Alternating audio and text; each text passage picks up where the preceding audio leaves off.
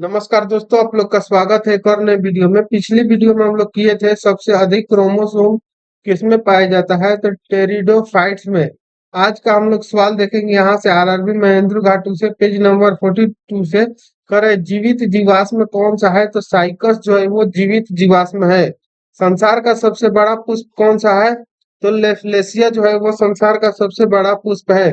संसार का सबसे छोटा पुष्प कौन सा था, वुल्फिया जो है वो सबसे छोटा पुष्प है। पौधे के किस भाग में कॉफी प्राप्त होता है, तो बीज, बीज से ही क्या होता है, कॉफी प्राप्त होता है। लौंग होता है क्या, तो शुष्क पुष्प कलिका। लौंग जो होता है वो शुष्क पुष्प कशिका का, कोशिका कलिका का होता है। रेस्प्रिन नामक औषधि किससे प्राप्त होती है, तो राउल्फिया सर्पेडाइट से। ठीक है। पुनैन किससे प्राप्त होता है, तो सिनकोना से। प्रकाश संश्लेषण की क्रिया में क्या होता है, तो ऑक्सीजन का निकास एवं कार्बन डाइऑक्साइड का अवशोषण होता है। यानी जब प्रकाश संश्लेषण का क्रिया होता है तो वो समय क्या होता है, तो ऑक्सीजन का निकास होता है एवं कार्बन डाइऑक्साइड का अवशोषण होता है। तो अगला सवाल कह रहा है कि प्रकाश संश्लेषण की दर सबसे कम किस रंग में होती है, तो हरा में। प्रकाश संश्लेषण की दर जो है सबसे कम हरा रंग में होती है। आरआरबी सिकंदराबाद का अगला सवाल है, कह रहा है कि क्लोरोफिल यानी कि हरित लौह में कौन सा धातु पाया जाता है, तो मैग्नीशिया यानी कि एमजी पाया जाता है। कौन सा पादप हार्मोन बौने पौधों को लंबा कर देता है तथा फूल बनने में भी मदद करता है, तो जिब्रेलिन जो है, जिब्रेलिन हार्मोन बौने पौधों को लंबा कर देता है और उसको फूल बनने में मदद करता है। धान का प्रसिद्ध रोग खैरा रोग किसके कारण होता है, तो जस्ता की कमी के कारण। कौन सी गैस पृथ्वी पर हरित गृह प्रभाव में सर्वाधिक योगदान करती है, तो कार्बन डाइऑक्साइड गैस यानी कि CO2। मिनीमाता रोग किसके कारण होता है, तो जल के मरकरी के प्रदूषण से। मानव त्वचा का अध्ययन करने वाली विज्ञान क्या कहलाती है, तो डर्मेटोलॉजी। यानी मानव त्वचा के जो अध्ययन करने वाली विज्ञान होती है उसको डर्मेटोलॉजी कहते हैं।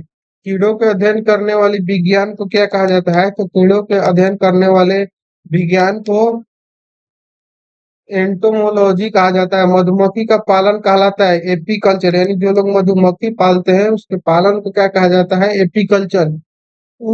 उत्परिवर्तन के सिद्धांत के जन्मदाता कौन है, तो Hugo de bridge. RRB Kolkata का सवाल है 30/1/2011 का, कर है कि हारा प्रोटोजुआ के नाम से जाना जाता है किसको, तो इग्लिना को। पीत किस अंग के द्वारा पैदा किया जाता है, तो यकृत द्वारा पीत को पैदा किया जाता है। दूध को पचाने वाला एंजाइम कौन सा है, तो रेनिन जो है वो दूध को पचाने वाला एंजाइम है।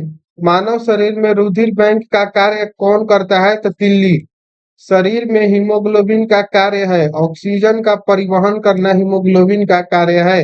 हीमोग्लोबिन में क्या होता है, तो हीमोग्लोबिन में लोहा होता है।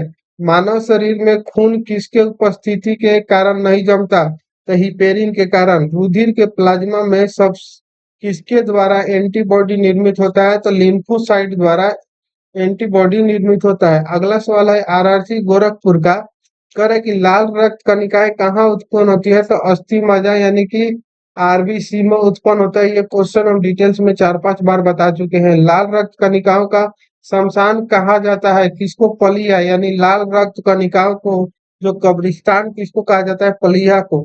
क्रेब्स चक्र में किसका संश्लेषण होता है, तो पायरुविक अम्ल का क्रेब्स चक्र में संश्लेषण होता है।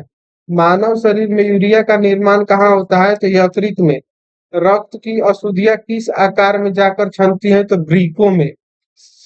श्वसन की क्रिया कहाँ संपन्न होती है, तो माइटोकॉन्ड्रिया में। मानव वृक्क अस्मिटी में पाए जाने वाला प्रमुख रासायनिक यौगिक कौन सा है, तो कैल्शियम ऑक्जेलेट।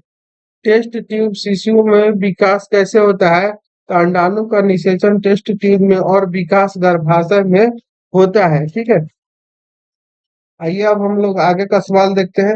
आगे का सवाल है आरआरसी मुंबई का सवाल है, कह रहा है कि स्त्रियों की नसबंदी को क्या कहते हैं, तो टीबेक्टामी कहते हैं। पुरुषों की नसबंदी को क्या कहते हैं, तो वैसेक्टोमी कहते हैं। मनुष्य के शरीर की सबसे छोटी ग्रंथि कौन सी है, तो पिट्यूटरी।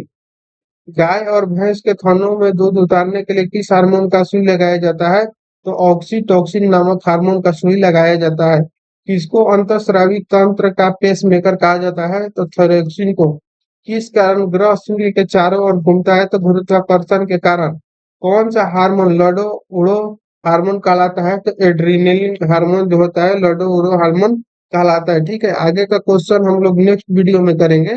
तो मिलते हैं नेक्स्ट वीडियो में, तब तक के लिए जय हिंद, थैंक यू।